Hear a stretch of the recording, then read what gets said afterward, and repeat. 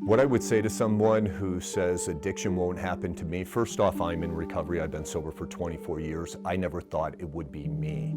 Those classic words, not gonna happen to me. I'm stronger than that. 4 years later, I'm in rehab at age 40. Addiction's been a part of my life since I was a teenager, and I've had bouts of sobriety. I was in charge of customers all over the West Coast. I flew every week. I had my own corporate car. I've been working with patients since 2012, and I've worked with about 1,000 patients during that time.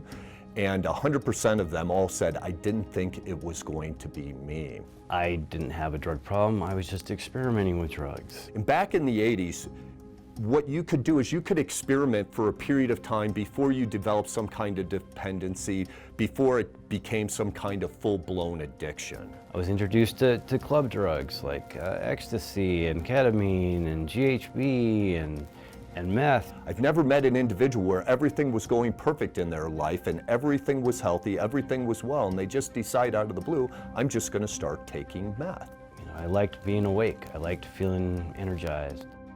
I was still struggling with it, with my addictions the whole time, but eventually I did on my own stop. 90% of the cases, trauma is the underlying cause. About 4 in the morning, we hear, you know, my wife wakes me up, she's like, someone's outside, and I go out there and there's a police officer, and he had just stopped 2 guys who had broken into our garage from coming in. This whole event set off PTSD, and at that time I had no idea what PTSD was. But right before my eyes, my wife became this totally, completely different person. Things got too much for me. And in the back of my mind, I knew, well, boy, if you went and got some crystal meth, then that would make this so much easier. The trauma becomes so painful that you start using the drugs and alcohol to not look at the pain, and then you become so diluted that you can't get off this merry-go-round. My meth addiction started to rise, and my wife's opiate addiction started to rise. The destruction of the disease makes you so incredibly desperate to do things that you normally would not do under circumstances. And she just started disappearing all day, every day. She'd come home with drugs and money. Eventually she told me, like, I met some people that are counterfeiters and they're making fake money, and I have to go help them make the fake money and then go pass the bills, and then they give me, you know, a cut.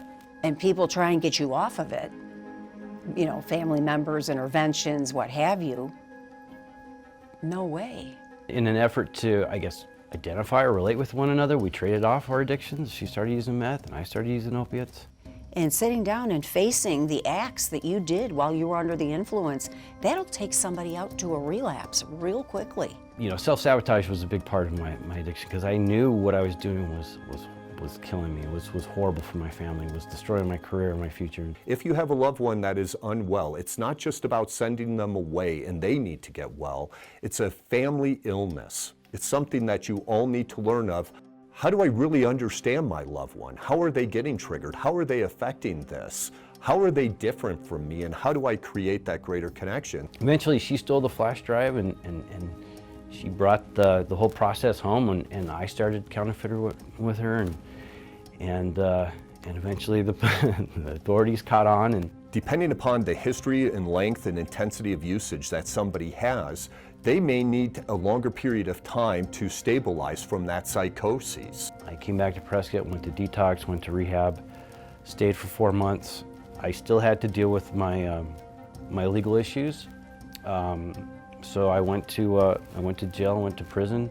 It was supposed to be for a year. It was supposed to be a lot longer than that. I had 11 felonies. They got dropped down to 3. Even today, experimentation can kill you. And so you really don't want to mess around with this. If you suspect and you see something is off with your loved one, I highly recommend that you get somebody in to have a conversation and see what's really going on there. You know, it was my son who ultimately drove me up here when nobody else would, and got me into detox. You know, I tell him he's the one who saved my life all the time.